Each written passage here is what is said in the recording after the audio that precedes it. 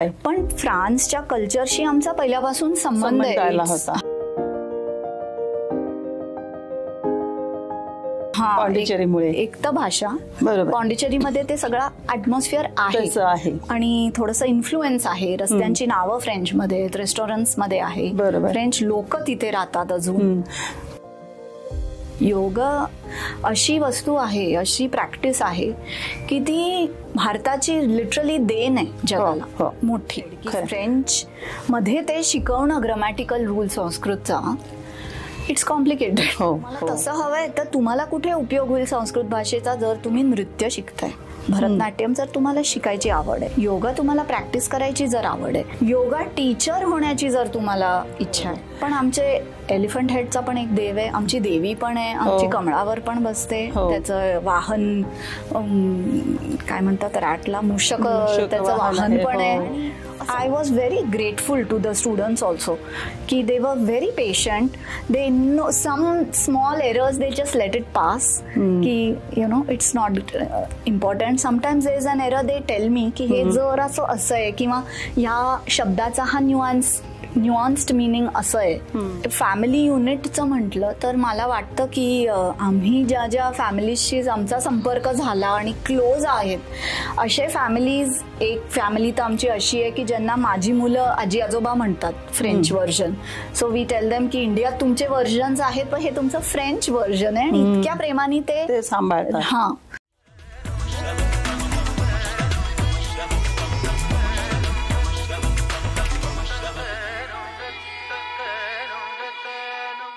कल संभाषण मध्ये तुमच्या सगळ्यांचं खूप खूप मनापासून स्वागत.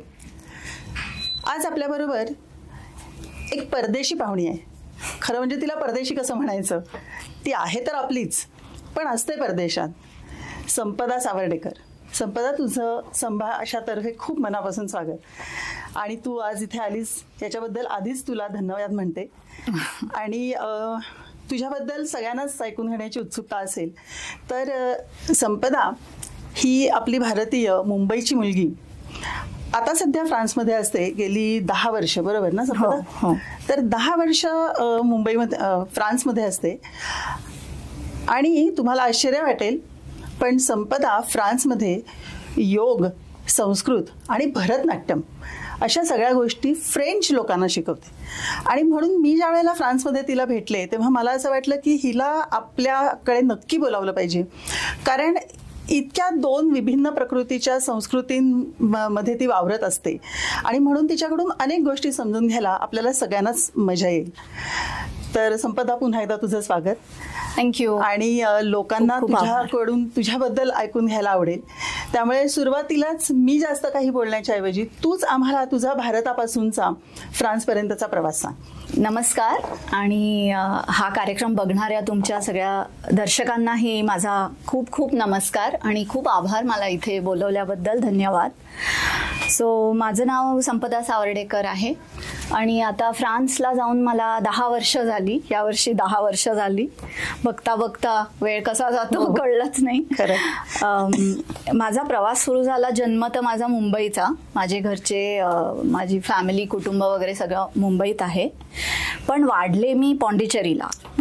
पॉंडिचेरी नावाचं एक जुनं फ्रेंच कॉलनी होतं, चेन्नईच्या जवळच आहे, 3 तासाच्या अंतरावर.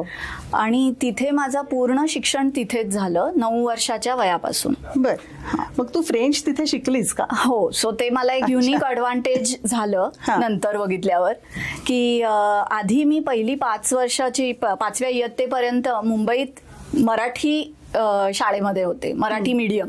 आता ते कमीच झालंय सध्या तरी. तर त्यामुळे एवढे वर्ष मी मराठीपासून दूर असूनही ते उरलंय कुठेतरी आपल्या ह्याच्यामध्ये. सो ते 5 वर्ष मराठी शिक्षण झालं. मला एक शब्द इंग्लिशचाही येत नव्हता 9 वर्षाच्या वयापर्यंत. आणि मग पॉंडिचेरीला जेव्हा माझं शिक्षण झालं, Shri Aurobindo international centre of education म्हणून एक युनिक एक्सेप्शनल शाळा आहे. तिथे एक आश्रम आहे, श्री अरविंदांचा आश्रम. आणि त्यांनी सुरू केलेली, माताजींनी सुरू केलेली तिथे शाळा आहे. जिथे वेगवेगळ्या परदेशातून या देशाच्या वेगवेगळ्या कोपऱ्यातून मुलं येतात आणि अगदी छोटे छोटे वर्ग असतात आणि फ्री प्रोग्रेस मेथडमध्ये तिथे शिकवलं जातं. म्हणजे की आपण परीक्षेसाठी अभ्यास नाही करत आहे, पण शिक्षणाच्या प्रेमामुळे किंवा नवीन काहीतरी शिकायला मिळतंय ह्याच्यामुळे आपण शिकतोय. खूप दुर्मिळ गोष्ट आहे ना, खूपच दुर्मिळ गोष्ट. कारण हल्ली शिकण्यासाठी शिकणं ही गोष्ट जवळजवळ संपली आहे. तेच सगळे फक्त परीक्षेसाठी शिकतात. पण मग ह्याचा तुझ्यावरती ओव्हरऑल काय परिणाम झाला? सो 9 पासून हे जे शिक्षणाला मी सुरुवात केली तिथे मला तर फ्रेंच, इंग्लिश आणि संस्कृत हे तिन्ही नवीन भाषा झाल्या एकदमच शिकायला. आणि तिथे वर्गामध्ये फ्रेंचच्या वर्गात फ्रेंचच बोलायचं, संस्कृतच्या वर्गात कसं तुम्हाला जमेल तसं संस्कृतच बोलायचं. पण ही पद्धत आधी जरा अशी आपल्याला ओव्हरवेल्मिंग वाटते, मला येत नाही तर मी कसं बोलू. पण फायनली दॅट वर्क्स आउट, कारण तुम्ही जरा धैर्य करता, त्यामुळे कुठलीही नवीन भाषा शिकायला जी भीती किंवा हेजिटेशन असतं ते कधी नव्हतंच मला. कारण या स्टेजला आपण कम्प्लिटली इमर्सिव्ह अभ्यास केला आणि तिथे फ्रेंच शिकले आणि फ्रेंचमध्येच काही काही विषय पण तिथे शिकवले जातात त्या शाळेत, त्यामुळे त्याचा मला नंतर खूप फायदा झाला. पण मग तेव्हा तुझ्या मनात कुठेही आपल्याला फ्रान्सला जायचंय किंवा असं काही नव्हतं? काहीच नव्हतं. आणि कधी मी परदेशी जाऊन राहीन असं स्वप्नातही मला वाटलं नव्हतं. तर तेव्हा लहानपणी जरा फॉरेनला जायचं म्हणत होतो आपण. तर जाऊन थोडासा प्रवास करून येणं वेगळी गोष्ट, गेले पण होते तशी. पण जाऊन राहीन असं तर कधीच वाटलंही नव्हतं आणि असं काही मला मोठं अँबिशनही तसं नव्हतं. पण sort of I found myself there. आणि काही म्हटलं तरी भाषेचा फारच उपयोग झाला.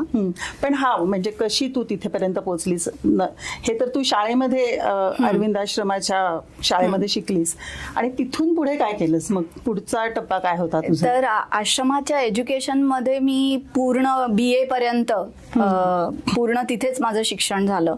तर तिच्या शिक्षणाचा खूपच माझ्यावर परिणाम असा झाला की तिथे आपण आपल्या भारतीय संस्कृतीला एकदम चिकटून असे आपण वाढतो की, आणि अजिबातच असं कॉम्पिटेटिव्ह काही माइंडसेटच नसतो तिथे. कारण परीक्षाच नाही तर तुम्ही ते कॉम्पिटेटिव्ह आणि असं मोटिवेशन काय आहे तुमचं की तुम्हाला इच्छा आहे, की तुम्हाला मजा वाटते. आणि जे टीचर्स आहेत त्यांचा आपल्यावर केवढा परिणाम होतो की ते पण सर्व्हिस म्हणून शिकवतायत, त्यांना काहीतरी तिथे कमवता येत आहे म्हणून ते शिकवतच नाहीयेत. त्यामुळे त्यांचं every act, every class it's a devotional movement त्यांचं त्या आश्रमासाठी. सो तिथे आपण शिकल्यावर आपल्याला पण असंच निर्माण होते ना अटॅचमेंट, की आपण जे पण पुढे करू ते आपल्याला आवड आहे, ज्याच्याशी लगाव आहे, ज्याच्यात आपल्याला विश्वास आहे ते आपण पुढे करू. तर भारतीय संस्कृतीबद्दल मुख्य प्रेम, आदर आणि त्याची माहिती असं सगळंच तिथे डेव्हलप. महत्वाचा भाग आहे की नुसतंच प्रेम आणि आदर नाही तर ती एक सजग प्रेम किंवा एक समजून असलेलं प्रेम हा एक खूप महत्वाचा भाग त्याच्यातला आहे.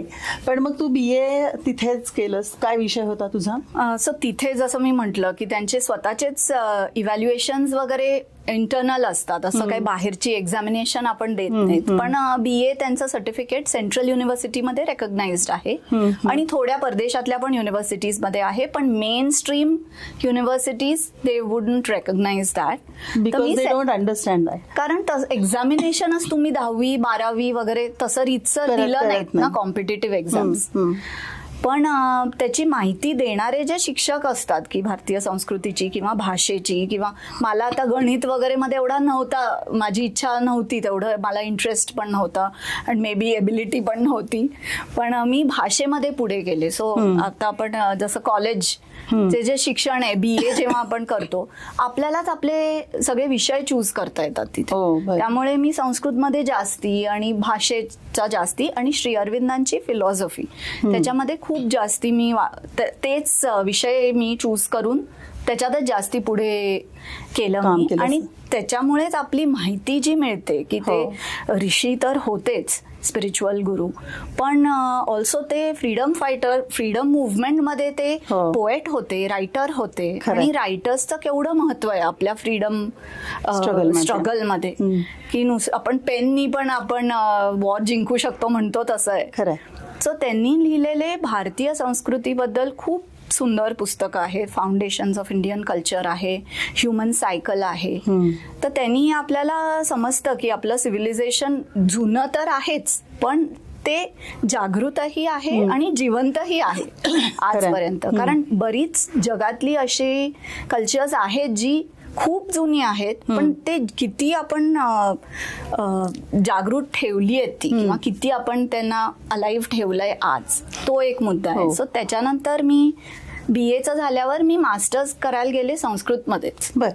आणि ती सेंट्रल युनिव्हर्सिटी आहे पॉंडिचेरीला, सो त्यामुळे ते करणं इझी झालं. बरोबर. आणि दुसरं म्हणजे मला तिथे राहण्याचीही इच्छा होती.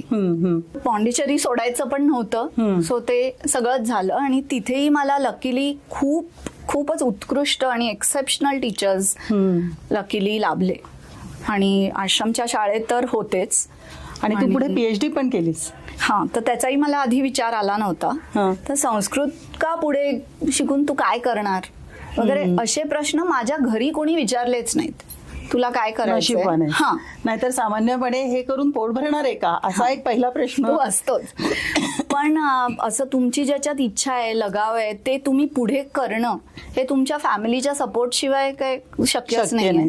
आणि अशी फॅमिली मला लाभली आहे, आई वडील, बहिणी वगैरे सगळे, ज्यांनी मला लकीली खूप एनकरेज केलं. हे जे करावंसं वाटतंय ते कर. आणि माझे गुरुजी जे होते, श्री धरणीधरन म्हणून MA मध्ये, त्यांनी स्वतःच मला म्हटलं, माझ्या आईबाबांना येऊन भेटले आणि म्हणाले तिने करावं पुढे PhD, तिला आहे कपॅसिटी आहे, इच्छा पण असेल तर करावं तिने वगैरे. तर मला म्हटलं की ठीक आहे, मग मी ते पण करते. मला आवडत होतं आणि I was not eight satisfied की झालं नाही अजून, माझं पूर्ण नाही झालंय शिक्षण. पण ते करताना मी नंतर काय करीन हे अनालिसिस मी केलाच नव्हता, हे तर आहे. पण मग PhD कुठल्या विषयात केलीस तू? गीतेवर केली. हा, तर संस्कृतचं मला एकतर घरातूनच वडिलांचं वगैरे खूपच भाषेवर आणि संस्कृतीवर, ते स्वतः इंजिनियर होते, पण भाषेवर संस्कृतीवर खूप प्रेम, त्यामुळे ते आपल्यात येतच, ते उतरतच. पण मला भगवद्गीता मला ओरिजिनलच वाचायची आहे, ट्रान्सलेशन नाही वाचायचंय, असं एक हट्ट माइंड मध्ये घेऊन त्याच्याच वर मी पुढे पण केलं. आणि since I was in the south इंडियामध्ये होते, तिथे मला वाटलं की गीतेवर तर भरपूर आहे, विचार आहे, शंकराचार्यांचं केवढं लिखाण आहे, सगळं आहे, पण ज्ञानेश्वरांचं, लोकमान्य टिळकांचं वगैरे तेवढा कमी इन्फ्लुएन्स आहे ना नॅचरली. तर आता मी मराठी असल्यामुळे मी म्हटलं मी संत ज्ञानेश्वरांचे विचार पण आणते, लोकमान्य टिळकांनी गीता रहस्य एवढं मोठं रचलंय, त्यांचे विचार आणते. आणि श्री अरविंद आश्रमातल्या आमच्या गुरूंनी, श्री अरविंदांनी एवढं लिहिलंय त्याच्यावर, त्यांचे विचार, असं एक जर्नी मी एक डिस्क्राईब केली की थोडं थोडं कसं त्यांचे सिमिलॅरिटीज पण आहेत, डायव्हर्सिटी, व्हरायटी पण आहे विचारांची. कुणाचं बरोबर आणि चुकीचं हा प्रश्न नाही आहे, पण मांडलंय एक की हे पण ऐकून घ्या, हे पण आहे. बरोबर. आणि मग गीतेमधलं स्पेसिफिक असा काही विषय तुझा PhDचा होता? हो, कर्मयोगाचा विषय होता. अवघड. हा, तर गहना कर्मणो गती म्हणतात. हो, खरं. तर ते गहनच आहे त्याची गती, पण त्याचा आपल्या आयुष्यावर इमिजिएटली काहीतरी इम्पॅक्ट होतो आहे, म्हणजे रेलेव्हन्स लगेचच आहे, आपल्याला जाणवतं. आणि रोजच्या जगण्यामध्ये त्याचा उपयोग करून घेता येतो ना. ऍटलिस्ट आपण जेवढं जमेल तेवढं करतोय तर ते तरी आलं. बरोबर. पण मग ह्याच्याच बरोबर तू योग आणि भरतनाट्यम हे कधी आणि कसं शिकलीस? तर योग म्हणजे आता जसं कल्चर झालंय की योगा स्टुडिओ, आणि मग तिथे जाऊन आपण एक आठवड्यातून एकदा क्लास करतो वगैरे. तर आश्रमामध्ये इंटिग्रल योगाचं सगळं ऍटमॉस्फिअरच होतं. श्री अरविंदांनी ते सेटच केलेलं आहे तिथे, की त्यांचे जे विचार आहेत की कसं इंटिग्रल योगाने तुम्ही तुमच्या एक तर तुमच्या बिईंग मधले वेगवेगळे कुठले पार्ट्स आहेत. आपण फक्त माइंड नाही आहे ना, आपलं व्हायटल बिईंग आहे, इमोशनल बिईंग आहे, फिजिकल बिईंग आहे. प्रत्येक लेवलवर तुम्ही तुमच्या बिईंगला कसं एज्युकेट करू शकता, which will ultimately lead to a complete transformation. हे विचार सगळे फिलॉसॉफीचे आम्हाला पहिल्यापासून होते. संस्कृतचे श्लोक अभ्यासही तुमच्या करिक्युलमचाच भाग होता टू एन एक्सटेंट. म्हणजे जे आसनं वगैरे आहेत ती होती आम्हाला पहिल्यापासून, लहानपणापासून आम्ही केलेली होती. आणि मग नंतर मला जरा जास्ती त्याच्यामध्ये इंटरेस्ट आल्यावर मी दुसरे सर्टिफिकेशनचे कोर्सेस केले. योग विद्या निकेतन म्हणून मुंबईचं खूप फेमस आहे आणि जुनं आहे खूप चांगलं. आणि नंतर अजून त्याच्या पुढे बऱ्याच वर्षांनी योगा इन्स्टिट्यूट मध्ये पण मी केले अभ्यास. आणि भरतनाट्यम आश्रमाच्या शाळेत 12 वर्ष. आणि मग फ्रान्सला कधी आणि कशी गेली? संस्कृतचं शिक्षण संपल्यानंतर मी शिकवण्याची, मला तशी संस्कृत शिकवण्याची खरं सांगायचं तर शाळेत जाऊन असं कधीच मला इच्छाही वाटली नाही मला. कारण असं एक मला इम्प्रेशन आहे, I hope I am wrong, की रिलक्टंटली शिकतायत किंवा काय मुलं कधी कधी असं होतं. तर त्याच्यापेक्षा मला रिसर्चमध्ये जास्ती इंटरेस्ट होता. सो मी IIT मुंबईमध्ये 4 वर्ष काम करत होते as a post doctoral research associate. आणि लोकांना नवल वाटतं IIT तर तू तर संस्कृत केलंयस, पण तिथे ह्युमॅनिटीजच्या डिपार्टमेंटमध्ये आहेत काही प्रोजेक्ट्स, लिंग्विस्टिक प्रोजेक्ट्स आणि होतात. आणि सध्या एकूणच ह्या प्रकारचं प्रोजेक्ट्स आणि कम्प्युटेशनल लिंग्विस्टिक्सच्या डायरेक्शनमध्ये मी इनिशियली गेले होते. आणि खूपसं डिजिटल डिक्शनरीज ना एडिटिंग करायचं वगैरे. सो हे 4 वर्ष मी IIT मध्ये काम केल्यानंतर कोलोनी युनिव्हर्सिटी जी जर्मनीमध्ये आहे तिथे ऑनलाईन डिजिटल एक डिक्शनरीचा प्लॅटफॉर्म आहे, असं ऑनलाईन प्लॅटफॉर्म. त्यांना स्पेशलिस्ट हवे असतात टू मेक सर्टन करेक्शन्स. डिक्शनरीच्या स्कॅन मध्ये कधी एरर असतो, असे वेगवेगळे टेक्निकल थोडंसं आहे ते. सो लेक्सिकोग्राफर असं म्हणता येईल. बरोबर. तो रोल मी थोडासा केला फ्रीलान्स मध्ये. आणि मग मी फ्रान्सला पोचले. अच्छा. पण म्हणजे तुझे मिस्टर काय करतात? ते बँकमध्ये काम करतात. Nothing to do with any all of this things. पण मग त्यांचा तिथे जॉब लागला. सो मग आम्ही तिथे गेलो साहजिक. सो म्हणजे त्यांच्या जॉबसाठी म्हणून तू फ्रान्सला गेलीस? अदरवाईज तुझ्या डोक्यामध्ये फ्रान्सला जायचंय किंवा तिथे जाऊन काही करायचंय? त्याच्या आधी मी पाही दिदेरो नावाची एक तिथे एक युनिव्हर्सिटी आहे, तिथे मी एक कॉन्फरन्सला वगैरे मी गेले होते. माझं पेपर प्रेझेंटेशन वगैरे मी केलं होतं. पण other than that it was just a visit. पण फ्रान्सच्या कल्चरशी आमचा पहिल्यापासून संबंध आहे. एक तर भाषा, पॉंडिचेरीमध्ये ते सगळं ॲटमॉस्फिअर आहे आणि थोडंसं इन्फ्लुएन्स आहे. रस्त्यांची नावं फ्रेंचमध्ये आहेत, रेस्टॉरंट्स मध्ये आहे, फ्रेंच लोक तिथे राहतात अजून. तुमच्या आश्रमशाळेमध्ये पण फ्रेंच लोक होती थोडीशी, खूप अगदी नाही. एकतर आमचे क्लासेस 11 मुलांचे वर्ग आता कुठे मिळतील असे शक्य नाही. त्याच्यातला एखादे फॉरेनर्स होते असे होते. पण मग नॅचरली तुला फ्रान्सला गेल्यानंतर काही कल्चर शॉक म्हणावा असा झाला नसेल, कारण तू म्हणतेस तसं तुला पहिल्यापासून त्याचा थोडाफार अंदाज होता. पण तरी सुद्धा म्हणजे कल्चर शॉक जरी झाला नाही आणि इथे आपल्याला थोडंसं फ्रेंच, म्हणजे आपल्याला फ्रेंच येतंय आणि आपल्याला फ्रेंच माणसं माहिती आहेत असं जरी म्हटलं तरी वेगळ्या ठिकाणी गेल्यानंतर सगळ्याच गोष्टी बदलतात आणि अनेक गोष्टी वेगळ्या होतात. तर अशा कुठल्या गोष्टी वेगळ्या झाल्या असं तुला वाटतं?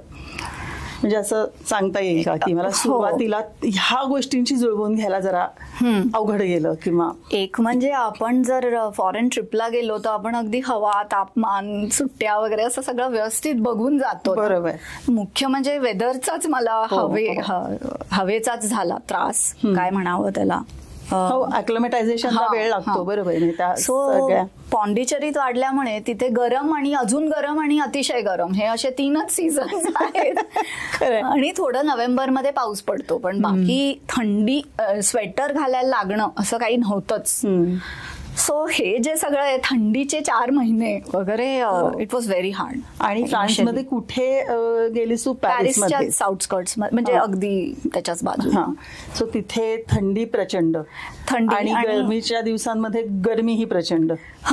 ते पण आहे, पण ठीक आहे. आय मीन मला तरी गरमीचा त्रास एवढा होत नाही, कारण तुला पॉंडिचेरीची सवय होती.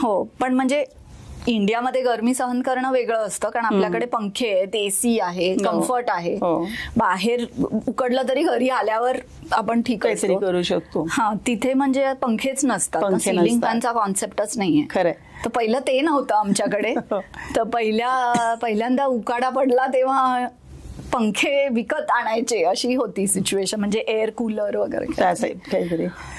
आणि मग ह्याच्या व्यतिरिक्त म्हणजे वेदर हा एक भाग झाला, म्हणजे संपूर्ण हवामानाशी जुळवून घेणं हा एक भाग झाला. पण आजूबाजूच्या फ्रेंच लोकांमध्ये तुझी काय उठबस म्हण किंवा त्यांच्याशी ओळखी पाळखी अशा झाल्या, तू करून घेतल्या का सुरुवातीला नाहीच झाल्या? नाही, ऍक्च्युली आम्ही खूप एक्सेप्शनली लकी होतो. एक तर माझ्या मिस्टरांना आणि मला दोघांना फ्रेंच येत होतं, पण माझं काही असं रोजच्या बोलण्यात फ्रेंच नव्हतं. म्हणजे इव्हन दो माझं ग्रामॅटिकल सगळं स्ट्रक्चर, त्याचं फाउंडेशन वॉज सॉलिड, पण तरी पण असं रोजचं स्लँग बोलायची सवय नव्हती अजिबातच. सो ते मला वाटलं की मी जरा वेगळं बोलते आणि ते जरा वेगळं बोलतायत असं. नक्कीच मला खूपच वर्ष वाटलं खरं तर. कारण आपण पुस्तकात जी भाषा शिकतो ती आणि रस्त्यावर गेल्यानंतर जी भाषा बोलली जाते ती ह्याच्यात फरक असतोच अनेकदा. नक्कीच नक्कीच नक्कीच. पण आम्हाला ओळखीचे लोक, आमच्या ओळखीचे तिथे होते, एक तर इंडियन्स आणि पॉंडिचेरीमध्ये मला नाही माहित तुम्हाला माहितीये का, पण पूर्वी असं डुअल नॅशनॅलिटीचा फंडा असायचा की फ्रेंच नॅशनॅलिटी ऑफर केली होती बऱ्याच फॅमिलीजना in Pondicherry when they quit. हा, सो तसे आमचे फ्रेंड्स होते जे आमच्या युनिव्हर्सिटीत आमच्या बरोबर ज्यांनी अभ्यास केला ते नेमके इथे होते. सो जायच्या आधी त्यांनी थोडंसं गाईड केलं आम्हाला की या एरियात घर घ्या किंवा यु नो इथे राहायला बघा किंवा असं थिंग्स. पंखा आणा सांगितलं नव्हतं कारण आम्ही सामान घेऊन गेलो होतो आमचं सगळं. बरोबर, पण त्याच्यात पंखा नव्हता सांगितलं नव्हतं. So that was one thing we were like तुम्ही सांगितलं का नाही, आम्ही आणले असते तिथून स्वस्त पंखे. खरं, इथून नेण्याचा खर्च जो झाला असता तो तेवढाच झाला नाही, पण ते कंपनी करत होती एकदम ना सगळं सामान आपल्याला. ते मोबिलिटी टीम करतं ते ऑफिसचं, त्यामुळे ते सगळं कम्फर्टेबल होतं. पण मग आता तिथे जाऊन तुला 10 वर्ष झाली, तू आता तिथे योग शिकवावा किंवा भरतनाट्यम शिकवावं किंवा संस्कृत शिकवावं असं तुला का आणि कधी वाटलं? तर मुख्य आता तेच म्हणजे की मी इनिशियली आम्ही गेलो तेव्हा मी जरा बाळ वगैरे झालं तिथे वगैरे, मी त्या झोन मध्ये होते. आणि जर तुम्ही ऑलरेडी जॉब करत असला, त्याच्यात तुम्हाला मुलं बाळ झाली की तुम्ही ते काहीतरी मॅटर्निटी लिव्ह घेता, खूप कम्फर्ट, खूप गव्हर्नमेंट हेल्प करता इन दॅट स्टेज, आणि मग तुम्ही स्लोली रिझ्यूम करता, मूल क्रॅशला जातं लाईक एव्हरीवन एल्स. पण जर तुम्ही ऑलरेडी जॉब नाही करत आहात, तिथे तुम्ही गेलात की तुम्ही ह्याला 100% द्यायला लागलात की घर आणि बाळ अँड ऑल, मग त्यातनं बाहेर पडणं इज ऑल्सो इक्वली डिफिकल्ट. कारण तुम्ही ऑलरेडी ह्याला प्रायोरिटाईज केलंय सिच्युएशनला. सो त्याला आय वॉज नॉट इन अ हरी खरं सांगायचं तर. आणि आय वॉज 5 years मी हे असं थोडंसं कोलोनी युनिव्हर्सिटीचं जे अनालिटिकल काम होतं बॅक ऑफिस ते चालू ठेवलं as a research associate. So मला कनेक्शन होतं. आणि त्या फेजमध्ये महाराष्ट्र मंडळ फ्रान्स हे जे असोसिएशन आहे ते बरीच वर्ष, आता 18 वर्ष आहे, त्यांच्याशी मी संपर्क केला आणि that was a very comforting thing. कारण आपली भाषा बोलणारे, आपली संस्कृती जाणणारे, आपलं फूड खाणारे आणि खूप खूप छान फॅमिलीज वगैरेंची ओळख झाली. तिथे मी डान्स सुरू केला. म्हणजे शिकवायला असं नाही मी एक्झॅक्टली म्हणणार, पण परफॉर्म करायला, त्याचे दिवाळीचे कार्यक्रम, गणपतीचे कार्यक्रम, मग तिथली मुलं जी वगैरे आहे ज्यांना भाग घ्यायचा आहे त्यांना थोडंसं शिकवणं किंवा डान्स बसवणं, कार्यक्रमाला थोडं मदत करणं. सो त्यांनी तुमचं एक चालू राहतं ना ऍटलिस्ट की आपण डान्स करतोय की ते सगळं. सो तसं मी चालू केलं. सो पहिले 5 वर्ष असं काही ऑन द ग्राउंड करायचं ठरवलं नव्हतं. पण ज्या पॉइंट इन टाइमला मी ठरवलं की ओके आता जर असं जमेल मला काहीतरी करायला, आणि तुम्ही तिथे एस्टॅब्लिश होण्यासाठी तुमचं एक कम्फर्ट झोन, बरोबर, you have to make your own identity काहीतरी. नवऱ्याची आहेच छान आणि +1 म्हणून मी कम्फर्टेबल होते, पण माझं काय त्याच्यात. आणि खरं तर इनिशियली आम्ही गेलो तेव्हा इतकी वर्ष राहू असं पण गेलो नव्हतो. 2-3 वर्ष जाऊन यू टाइप्स गेलो होतो. तर आता तिथेच राहायचं म्हटल्यावर I have to have a reason to be there. Correct. Apart from this. बरोबर. तर आता मला काय येतं, तर माझी गती तर संस्कृत मध्येच होती. सो मी म्हटलं मी आता सुरू करणार ते शिकवायला, असा एक विचार आला माइंडमध्ये. तर ऑफकोर्स मला सगळ्यांनी म्हटलं इथे कोण संस्कृत शिकणार आहे, तू काय संस्कृत फ्रेंच लोकांना काय करायचंय त्याच्याशी, त्यांना काय इंटरेस्ट असणार आहे. But I started. एक मेझॉन दे लँड नावाची जी जागा आहे where students live, you know, student spot, dormitory type एक कॉम्प्लेक्स आहे मोठं. त्यांनी मला म्हटलं तुला इथे करायचं तर तू कर. ते सगळं दूर दूर आहे खूपच. बरोबर. तर मी तिथे सुरू केलं की ओके, तिथे एका पोस्टर लावला, थोडं 4 लोकांना सांगितलं मी हे करते. आणि ते मेझॉन द लँड एम्बसीच्या छत्रछायेच्या खाली होतं तेव्हा तरी. आणि तेव्हा त्यांनी पण शेअर केलं. सो लोक आले, पण पुष्कळशे इंडियन्स होते, काही फ्रेंच पण होते. आणि आम्ही ऑप्शन दिलं, इंग्लिश क्लास एक आहे, फ्रेंच क्लास वेगळा आहे, 2 स्लॉट्स मी करीन. तू संस्कृत फ्रेंच मधून शिकवतेस? फ्रेंच मधूनच शिकवते.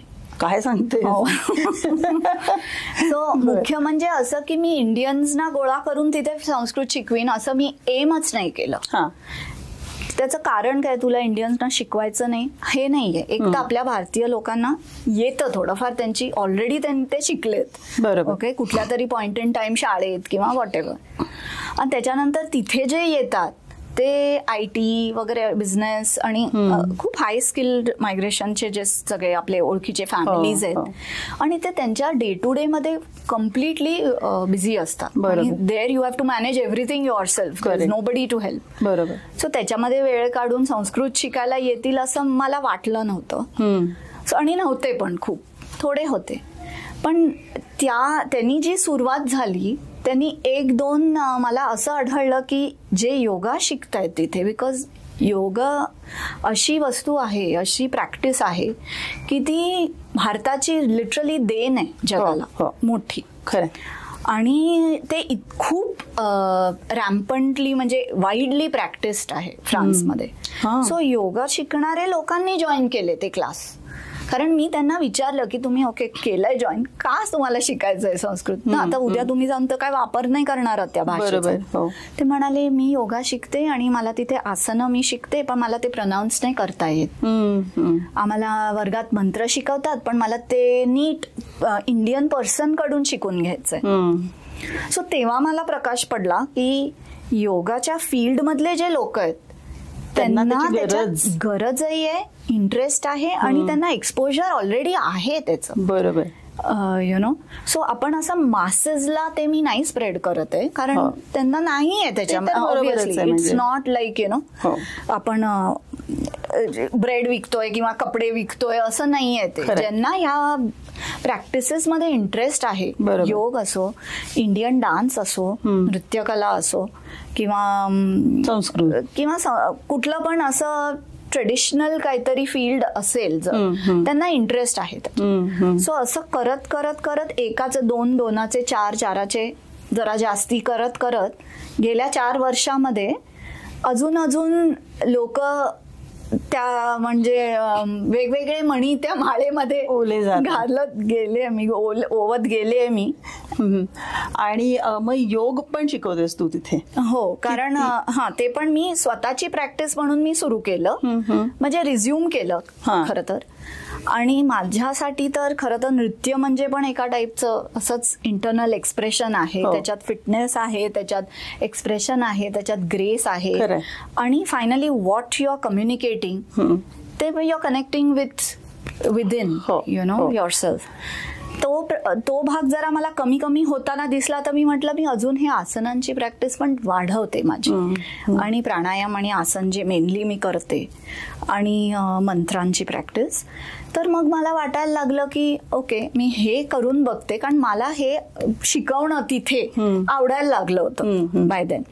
आणि त्याचा रेस्पॉन्स पण छान आला की पण मी आता तुम्हाला माहितीच असेल की योग is become such a wide word, which it is, पण डायल्यूट करून शिकवणारेही खूप आहेत, डायल्युटेड आहे हे न समजणारेही खूप आहेत, आणि व्यवस्थित प्रॅक्टिस करणारे hatha yoga traditional in the context of India और इंडियन कल्चर असेही लोक आहेत की बाहेरचे लोक त्यांना काही कळत नाही असं मी अजिबातच म्हणणार नाही. कारण असे मला फ्रेंच योगा टीचर्स छान छान उत्तम प्रकारचे भेटलेत की ज्यांना भारताबद्दल खूप आदर आहे, खूप प्रेम आहे, आणि त्यांना त्यांच्या सब्जेक्टची पण चांगली माहिती आहे.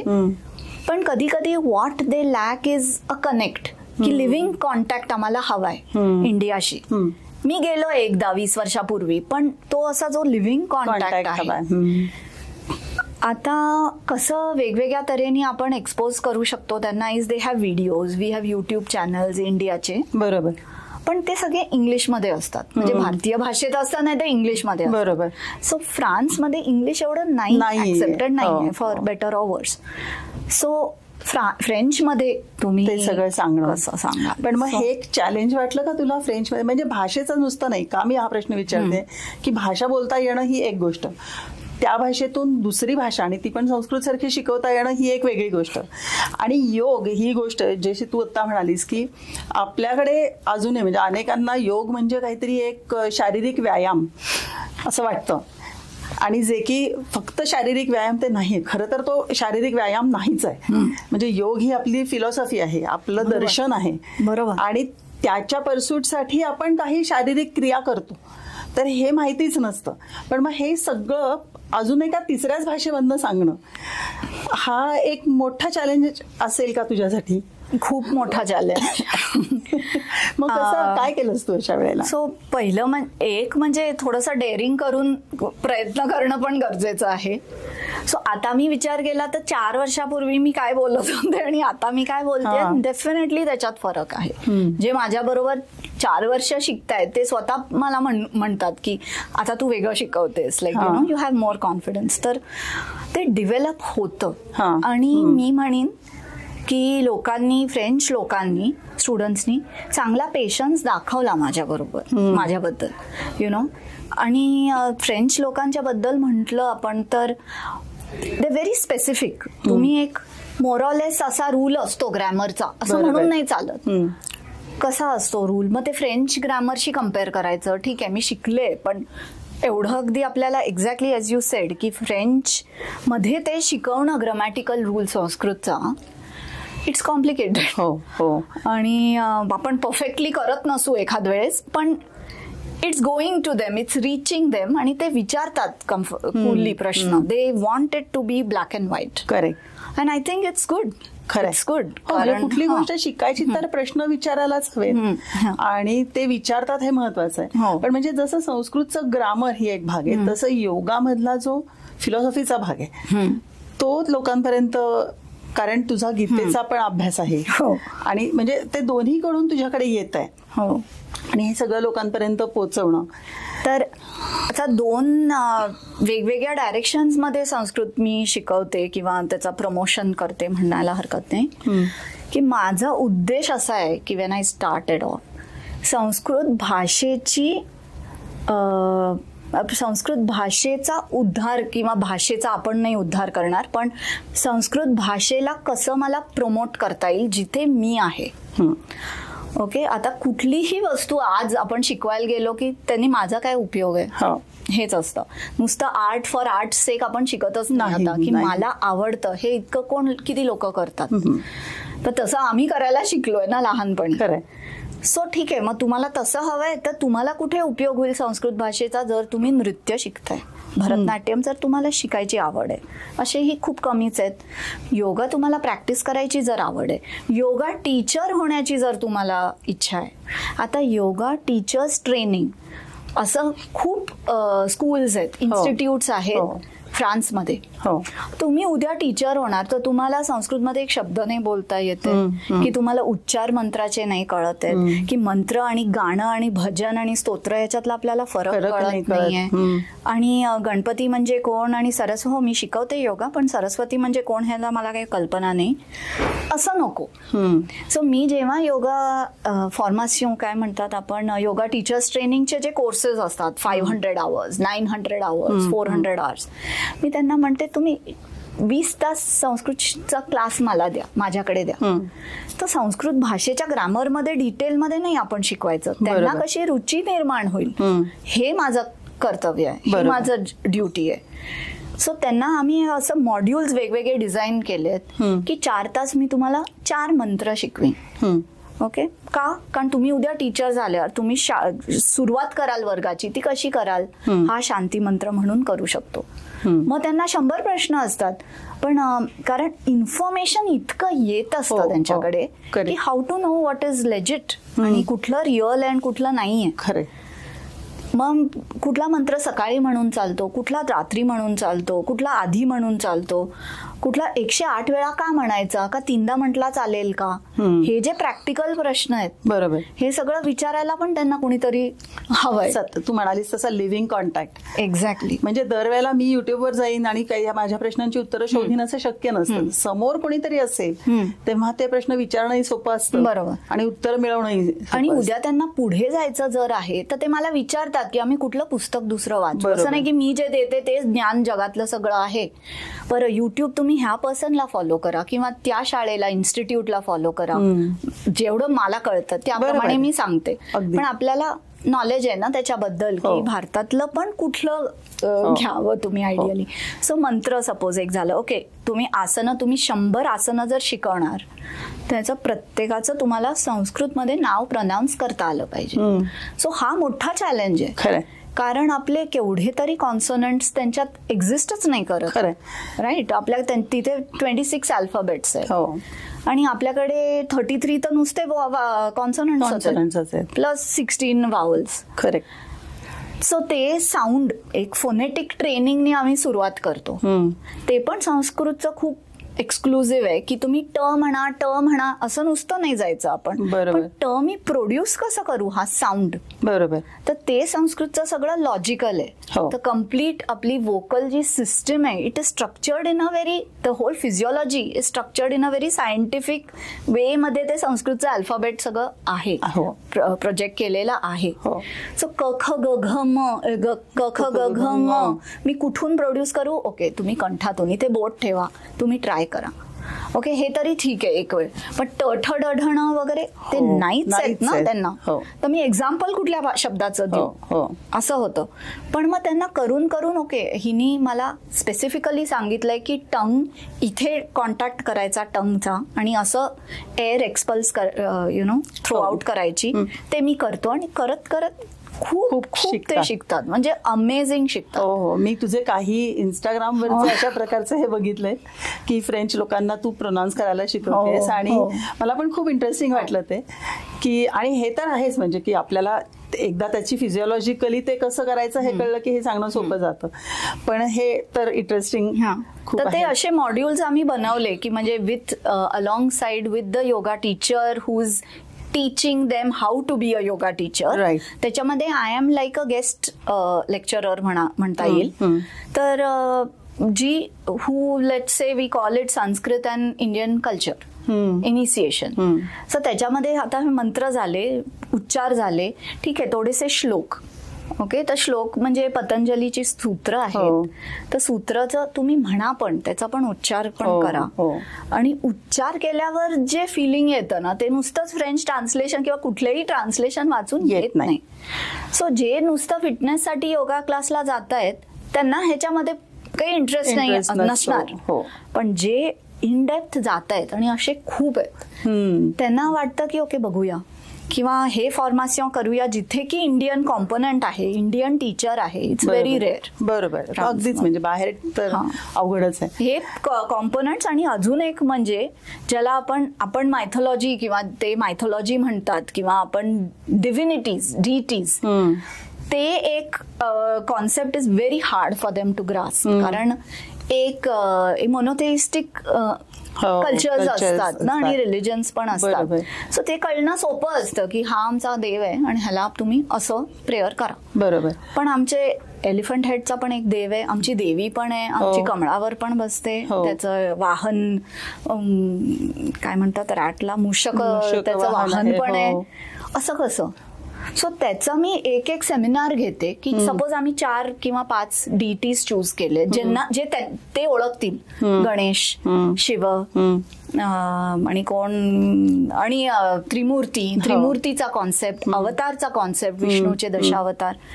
एक लेक्चर करते मी त्याच्यावर. त्याचं physical symbolism of the deity, of the form आणि कसं आम्ही त्यांना सेलिब्रेट करतो इंडियात. बरोबर. कसं करतो ते रिच्युअल्स काय असतात.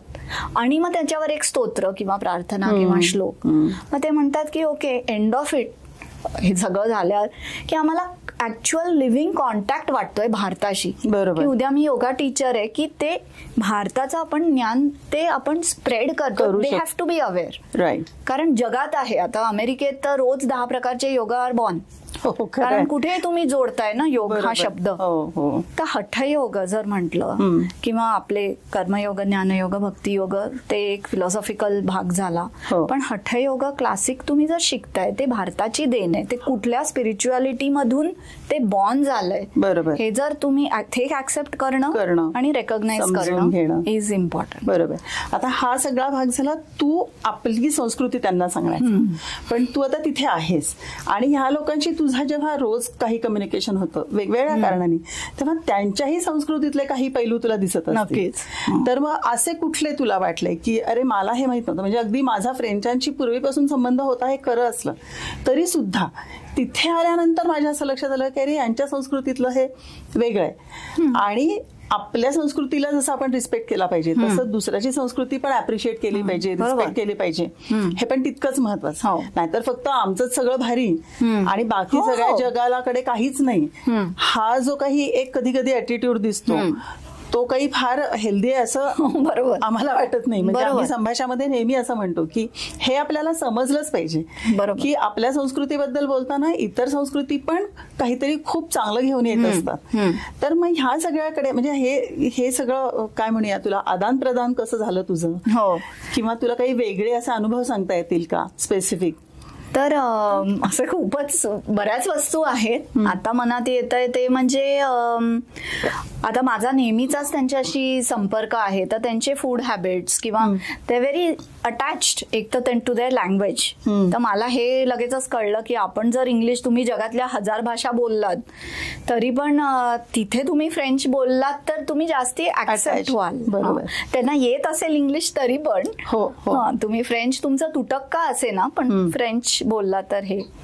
दुसरं म्हणजे आपल्या भाषेची एक विविधता जी आहे की आपल्याकडे खूप भाषा आहेत. हा एक कॉन्सेप्ट मला वाटतं की युरोपमध्ये इट्स युनिक. कारण त्यांना एक देश एक भाषा, डायलेक्ट्स असतील बरोबर पण एक देश एक भाषा. सो ते एक आय नो की for them dialects of north of France, west of France it's a big deal त्यांना. ते पण आधी मला वाटायचं की हा तुमचे तर डायलेक्ट आहेत, आमच्या तर भाषा आहेत क्लासिकल, पण त्यांना ते तितकंच महत्वाचं की ती ती कशी बोलते तिला ऐकून कळतं की ती मार्सेईची आहे किंवा साऊथ ऑफ फ्रान्सची आहे. तर ते मला कळत नाही खरं. आणि फूड बद्दल त्यांचा लगाव आहे. सो आम्ही नेहमी अशी ॲटिट्यूड ठेवली, आता मुलं तिथे वाढवतोय, तिथे जन्मली आहेत मुलं, तर आम्ही आपलंच खरं करणार आणि तुमचं सगळं चुकीचं आणि आमचंच ग्रेट असं कधीही करून ॲज यू सेड चालतच नाही आणि नसतंच. एक्झॅक्टली. सो त्यांचे काय आम्हाला आढळलं की आपल्या पुष्कळशा डिसिजन मध्ये जी सब्जेक्टिव्हिटी असते ते ऑब्जेक्टिव्हली बघतात खूपशे थिंग्स. आणि त्यांनी काय होतं की ते तिथल्या तिथे ते झालं, डील झालं, असं करायचंय, हा रूल आहे, सो तुम्ही करा. आपल्याकडे बऱ्याच वस्तूचं असं आहे की तुम्हाला जर असं वाटलं तर तुम्ही करा. तर त्यांनी काय होतं, although I understand that aspect as well, कारण सब्जेक्टिव्हिटी इज इम्पॉर्टंट, पण प्रत्येक गोष्टीत इमोशन आणूनही चालत नाही. बरोबर. म्हणजे तुझी आता माइंडसेट तुझा जो पण असेल हा रूल आहे. आता तुला जेही वाटतंय, तुझ्या समोर जोही माणूस आहे, आता तुला हा रूल आहे तर तो पाळायचा, फॉलोच करायला पाहिजे. पंक्च्युअलिटी बद्दल, रेग्युलॅरिटी बद्दल ते are very very very committed.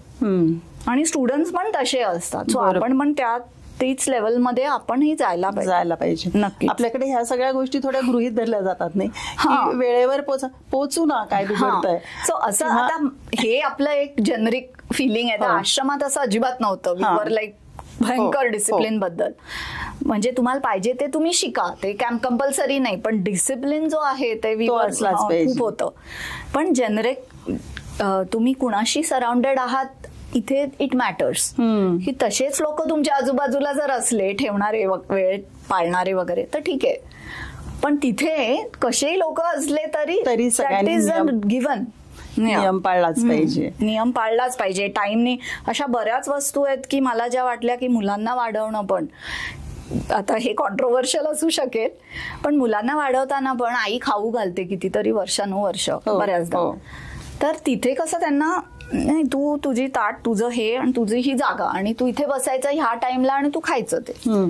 तर ते मला लाडवलं होतं आय गेस लहानपणी, पण मी त्यांना ते नाही केलं. They learn it that way, आणि मला ते बेनिफिशियल वाटले ते सगळे हॅबिट्स. बरोबर. आणि असं वागणाऱ्या आयांना मुलांबद्दल काही प्रेम नाही असं आपल्याकडे वाटतं. तर असं काही असण्याची गरज नाही. म्हणजे तिथे लोक हे आता तू तिथे राहतेस म्हणून सांग की हा एक जेनेरिक आपल्याकडे सगळ्यांनाच वाटतं की आमच्याकडे कुटुंब संस्थेचं खूप महत्व आहे, पण बाहेर कोणाच्याकडेच कुटुंब संस्था आता अस्तित्वात नाही. सो हे पण मला वाटतं की भयंकरच we are mistaken, terribly mistaken. एक तर मुलांना वाढवताना हे एकटं झोपवणं वगैरे किंवा खायला घाल, म्हणजे ती काही त्याला शिक्षा नाही देत आहे आपण, ते मस्त व्यवस्थित खातायत एकटे, असं they are not suffering from it. तुम्ही लक्ष ठेवताय साधारण तोपर्यंत इट्स फाईन. तर इथे सुट्टीत आल्यावर आम्हाला असं खूपदा झालं की लोक म्हणाले हे काय तू त्याला असं काय करतेस, लाईक तो बिचारा स्वतःच खातोय वगैरे. हो तो खातो तिथे छान, हो असं, किंवा झोपवणं वगैरे. So I feel this certain habits मध्ये मला वाटतं की दे आर नॉट सफरिंग. ते त्यांना एक डिसिप्लिन की आई आता हे करतेय, दुसरं मी हे करतो. बरोबर. आणि दुसरं म्हणजे तिथे करायलाच लागतं आपल्याला, कोणी नाहीये एक्झॅक्टली, कोणी नाहीच आहे आवरायला, तर तुम्हाला आवरायलाच पाहिजे. संस्कृतीच्या दृष्टीने तुला त्यांच्या अजून कुठल्या गोष्टी, म्हणजे समजा त्यांच्या फेस्टिव्हिटीज असतील किंवा काही रिलिजियस बिलीफ्स असतील किंवा कस्टम्स असतील, तर ह्या सगळ्यामध्ये तुला काय म्हणजे जाणवलं किंवा? सो फॅमिली युनिटचं म्हटलं तर मला वाटतं की आम्ही ज्या ज्या फॅमिलीजशी आमचा संपर्क झाला आणि क्लोज आहेत असे फॅमिलीज, एक फॅमिली तर आमची अशी आहे की ज्यांना माझी मुलं आजी आजोबा म्हणतात, French version. So we tell them की इंडियात तुमचे व्हर्जन्स आहेत पण हे तुमचं फ्रेंच व्हर्जन आहे, आणि इतक्या प्रेमाने ते सांभाळतात. खरं की आणि त्यांच्या मुलांना, त्यांच्या नातवंडांनाही ते सांभाळतात, सगळं जोडून ठेवलंय, सगळे सण वार करतात ते. सो सगळेच असे आहेत की कुणाचं कुटुंबच नाही आणि कुणाला काही कशाचा पत्ता नाही. इट्स नॉट असं आपल्याला वाटतं. खरं म्हणजे शेवटी बॉटम लाईन अशीच आहे की माणसं सगळीकडे सारखीच असतात, मोरॉलेस. म्हणजे त्यांचं बरोबर जे काय दिसतं ते वेगळं असेल, पण माणूस म्हणून माणसं ऍट कोअर सेमच असतात. म्हणजे सेम त्यांचे इमोशन्स तर असतातच. एका वस्तूनी आपल्याला वाईट वाटतं, चांगलं वाटतं, हॅपी होतो, सॅड होतो. करेक्ट. डिसिप्लिनचा आस्पेक्ट मला तो खूप आवडला फ्रान्समध्ये, की आणि त्या वातावरणात जे जे काय करायला लागतं ते माणूस तिथे अडॅप्ट होऊन करतं. शेवटचा तुला हे मला विचारायचं होता, म्हणजे की हे सगळं जे तू म्हणजे तू शिकलीस योग आणि संस्कृत आणि भरतनाट्यम, तू मग असे सांगितलंस की भरतनाट्यम मध्ये सुद्धा तू योग शोधतेस. तर एकूणच म्हणजे आणि दुसऱ्यांना शिकवतेस, पण ह्या सगळ्याचा तुझ्या वैयक्तिक आयुष्यावर काय परिणाम झाला? सो हा तर पूर्णपणे योग किंवा हे जे सगळे इंटरनल प्रॅक्टिसेस जे आहेत ते तुम्ही शिकवायला गेलात ती आधी तुम्ही अध्ययन करायला पाहिजे. तर मी जेव्हा फ्रेंच लोकांना संस्कृत शिकवायला पण आधी केवढं मला प्रिपेअर खूप करायला लागतं, आणि आधी तर अजूनच करायला लागायचं. फ्रेंच भाषेचे बुक्स घेऊन की त्यांना काय मी कनेक्शन्स जोडू शकते. संस्कृतचं तुम्हाला नॉलेज व्यवस्थित पाहिजे, उगीच साधारण असं आहे म्हणून त्यांना चालतच नाही पण तसं पाहिजे. बरोबर.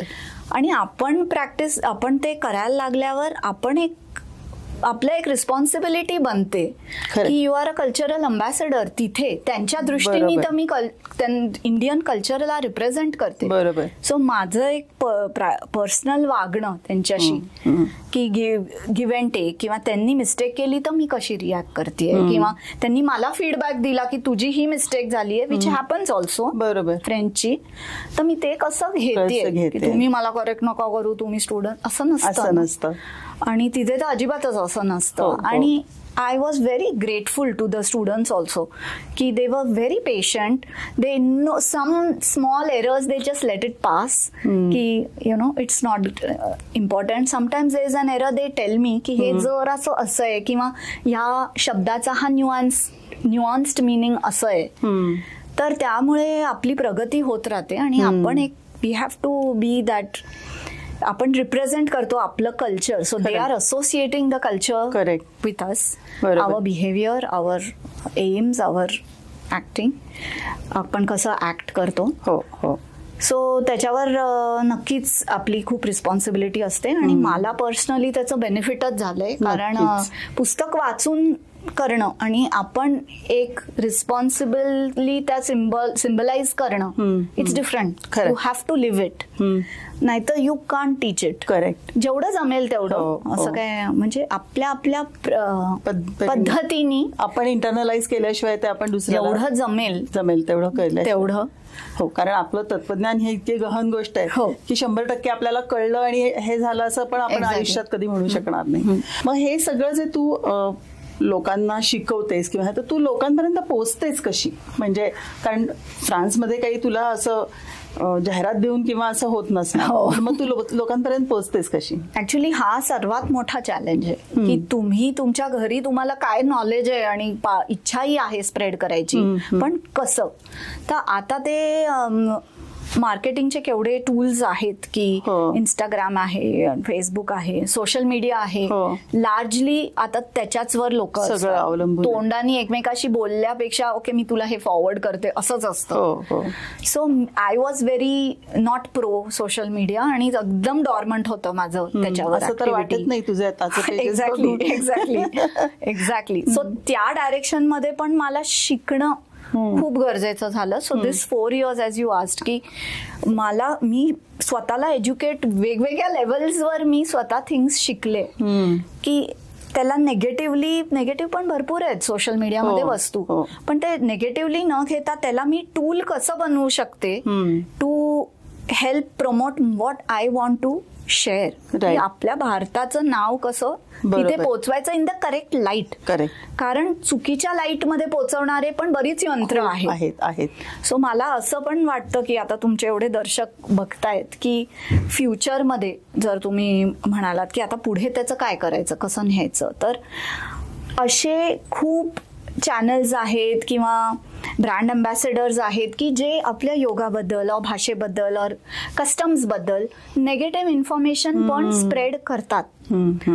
इट्स पॉसिबल की त्यांना बॅकिंग आहे किंवा त्यांचं क्वालिटी ऑफ प्रोडक्शन व्हिडिओचा किंवा कशाचा खूप छान आहे, तर त्याच्याशी आपण कम्पीट नाही करू शकत जर आपल्याला बॅकिंग नाही आहे. सो आता मी त्या सिच्युएशन मध्ये की जिथे I know what I want to say, I know people will listen, but I need the paraphernalia or the backing of an institute, of the embassy or of कुठलं पण even भारतातलं cultural association.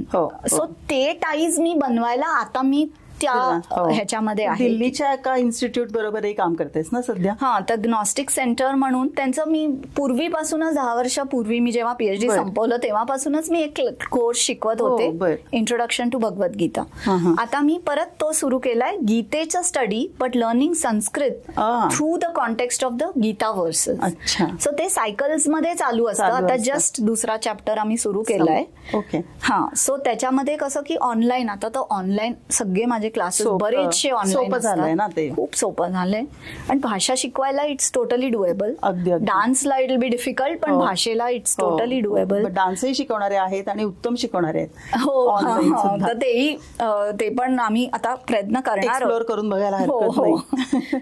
तर माझी तुमच्या पब्लिकला हीच विनंती असेल की जर तुम्ही कुठल्याही वेनी, I don't just mean financially, but I mean in a way where I can project this आपलं knowledge in the correct light with the correct level, quality.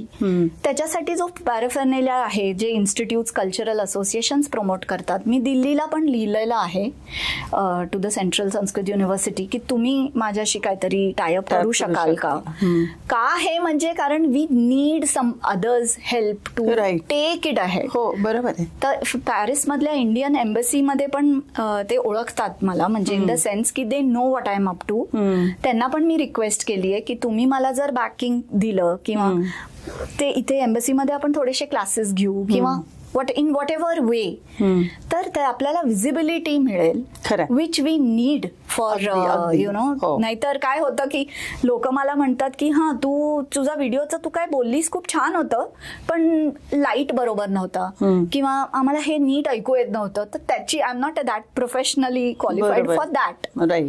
किंवा हे तुम्ही जे सगळं टेक्निकली सॅव्ही असल्यामुळे सेटअप केलंय ते आपण नाही क्रिएट करू शकत. सो आता मी in spite of myself I am on Instagram आणि ते तुम्ही मे बी शेअर करू शकता. नक्कीच ते इंस्टाग्रामची आयडी. तर त्यांनी जेवढं मला जमेल तेवढं मी संस्कृतची आणि योगिक फिलॉसॉफीचं लोकांपर्यंत पोचवायला फ्रेंच भाषेमधून पूर्ण फ्रान्समध्ये ते जावं अशी माझी, फ्रान्सच्या बाहेरही जावं, अनेक ठिकाणी पोहोचावं अशीच आमची पण इच्छा आहे. त्याच्यामुळे आम्ही आमच्याकडून तर नक्कीच हा प्रयत्न करू आणि आपण ह्याच्यामध्ये तुझ्या इंस्टाग्रामची लिंक पण देऊ, ईमेल ऍड्रेसही देऊ, म्हणजे जर लोकांना कोणाला तुला कॉन्टॅक्ट करायचा असेल किंवा प्रश्न असेल, हो अगदी, तर डायरेक्टली संपर्क करू शकतील. आणि अर्थातच म्हणजे तू पुढे जे काय करशील त्या सगळ्याला शुभेच्छा तर आहेतच, पण आमच्याकडून ज्या कुठल्या पद्धतीची मदत होऊ शकेल ती करण्याची पण आमची तयारी आहे, असं एक आश्वासन मी तुला संभाषणाच्या वतीने नक्की देते.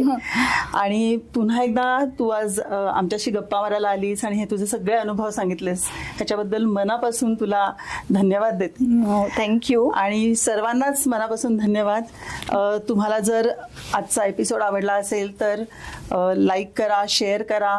संपदाचे करते ते अनेक लोकांपर्यंत पोहोचवायला आम्हाला मदत करा आणि सबस्क्राईब केलं नसेल तर सबस्क्राईब करा.